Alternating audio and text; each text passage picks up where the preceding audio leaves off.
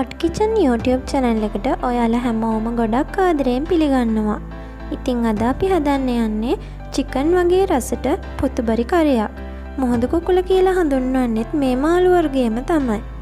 ඉතින් අපි බලමු කොහොමද මේ කරිය එක හදාගන්නේ කියලා. මුලින්ම ඇතිලියක් ලිපේ තියලා ඒකට තෙල් මේස හැඳි දෙකක් දාන්න. ඉතින් තෙල් ටික රත් වෙගෙන එනකොට ඒකට සේරකොළ ටිකක්, රම්ප කරපිංච, හීනියට ලියාගනිපු රටලෝණු ගෙඩියක්, පලාගත්තු කොච්චි කරල් 4-5ක්, හොඳින් තලාගනිපු ඉඟුරු සුදු ලූණු ටිකක් එකතු කරලා හොඳින් හැඳ ගන්න. මේ ටික රන්වන් පාට වෙනකන් පොඩ්ඩක් තෙලෙන් තෙම්පරාදු කරගන්න. ඉතින් මම මේ කරියකට සේරකොළ ටිකකුත් එකතු කරා. මස් කරියක් වගේ හදන හින්දා සේරකොළ එකතු කරාම තවත් රසයි. ඔයාලට කොච්චි නැත්තම් මේකට එඬේර මිරිස් උනත් ගන්න පුළුවන්. අවු මිරිස් දානවට වඩා කොච්චි එඬේර මිරිස් දැම්මම පුදුම රසක් තියෙන්නේ.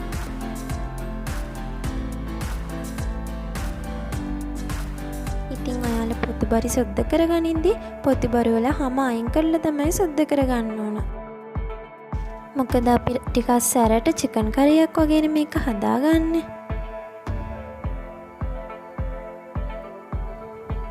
දැන් අපේ ලුණු මිරිස් හොඳට තෙම්පරාදු වෙලා තියෙන්නේ. දැන් පොතුබරි ටික එකතු කරලා හොඳින් හැඳි ගන්න. ලුණු මිරිස් පේස්ට් එක හොඳින් කලවම් වෙන්න පොතුබරි ටික හොඳින් හැඳි ගන්න ඕන. මම මේ පොතුබරි අරගෙන තියෙන්නේ හොඳින් සුද්ධ කරලා හැම ඉවත් කරලා කුඩා කෑලි කපාගෙන හොඳින් සෝදලා තමයි. ඔයාලා කැමති ප්‍රමාණයකට කපා ගන්න. විනාඩියක් වගේ මදගින්දරේ පොතුබරි ටික තියලා ඒකට ගම්මිරිස් තේ හැඳි භාගයක් එකතු කරන්න. දැන් ඒකටම කහ කුඩු තේ හැඳි කාලකුත් එකතු කරන්න.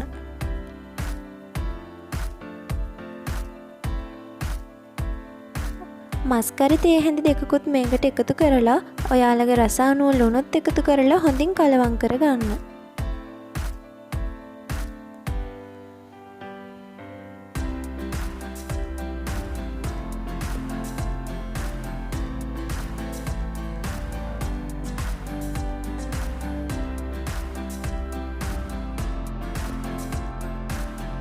ඉතින් ඔයාලා තාමත් මගේ YouTube channel එක subscribe කරලා නැත්නම් subscribe කරලා ඒ ළඟම තියෙන bell icon එකත් click කරන්න.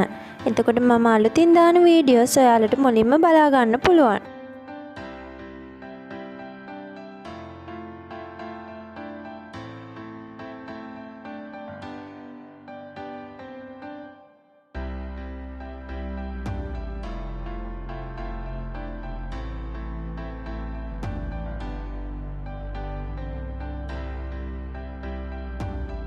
දැන් මේකට වතුර කෝප්පයකුත් එකතු කරලා හොඳින් කලවම් කරගන්න.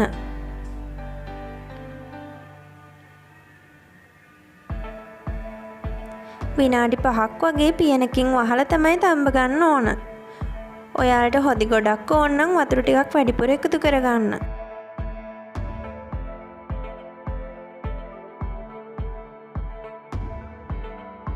දැන් මේ විනාඩි 5කට පස්සේ දැන් නම් අපේ මාළු කරිය එක හොඳින් තැම්බිලා තියෙන්නේ.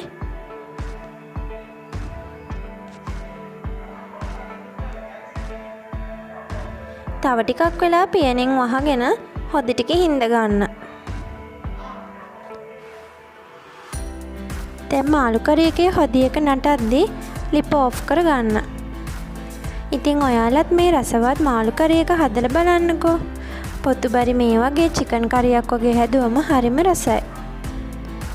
ඉතින් මගේ වීඩියෝ එක බලුවට ඔයාලට ගොඩක් ස්තුතියි.